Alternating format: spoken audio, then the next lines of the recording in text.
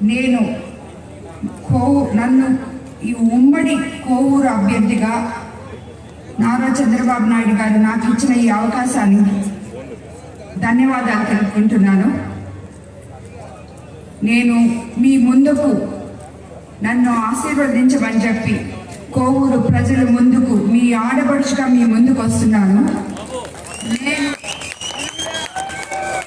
మీ ఆడపడుచుగా మీ ముందుకు వచ్చేటప్పుడు నా పరిచయం మీకు అవసరమని నేనెవరో చెప్పాలనుకుంటున్నాను.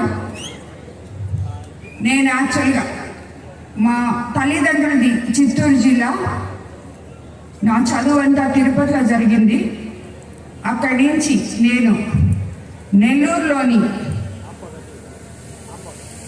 జిల్లాలోని నల్లపరెడ్డి శ్రీనివాసులు రెడ్డి గారి చెల్లెలు ఏ ఇంటికైతే కోడలుగా వెళ్ళారో అదే ఇంటికి నేను కోడలుగా వెళ్ళడం జరిగింది.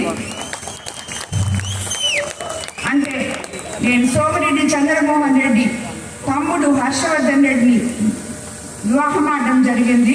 అనివార్య కారణాల వల్ల ఆయన మరణించడం జరిగింది. దైవ సంకల్పం తర్వాత నేను ఎంతో మందికి నిలువ నీడనిచ్చే వేమిరెడ్డి ప్రభాకర్ రెడ్డి గారిని నా కుటుంబ సభ్యుల అనుమతితో, నా అత్తగారింటి అనుమతితో, నా బిడ్డల అనుమతితో రెండవ వివాహం చేసుకోవడం జరిగింది.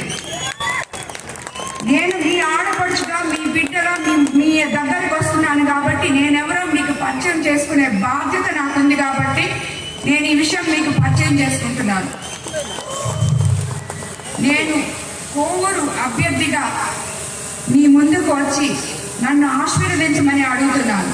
అలాగే కోవూరుకి కొత్త నాయకత్వం అవసరం. దానికి మీ ఓటు చాలా అవసరం. మీ నమ్మకంతో నాకు ఓటేయండి. అలాగే వేమిరెడ్డి ప్రభాకర్ రెడ్డి గారికి ఎంపీగా గెలిపించండి.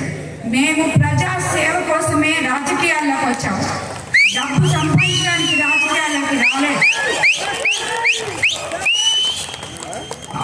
మేము ఆల్రెడీ, నేను చెప్పకూడదు, మీకు అందరికీ తెలుసు మేము సేవ చేస్తున్నామని. ప్రజానాయకులుగా మీ వద్దకు వచ్చి ఇంకా ఇంకా సేవ చేయాలనే ఆలోచనతో రాజకీయాల్లోకి, ప్రత్యక్ష రాజకీయాల్లోకి అడుగుపెట్టిన నాయకులం మేము. కాబట్టి మీరందరూ ఆశీర్వదించి మీ అమూల్యమైన ఓటు నాకు వేయమని నన్ను మీ అందరిలో మీ కుటుంబ సభ్యురాలిగా ఒకరిగా చూడాలని కోరుకుంటున్నాను. అదేవిధంగా నేను మీకు ఒకటే మాట చెప్తున్నాను. మీకు అందరూ ఎవరైనా కానీ నా ఇంటికి ఎప్పుడైనా రావచ్చు.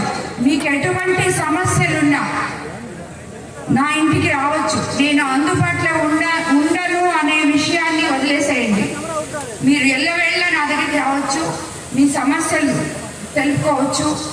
అదేవిధంగా మనం అందరం మన సమస్యలన్నీ తీరాలంటే చంద్రబాబు నాయుడు గారిని అందరం కలిసి కట్టుగా ఐకమత్యంతో ముఖ్యమంత్రిని చేసుకోవాలి.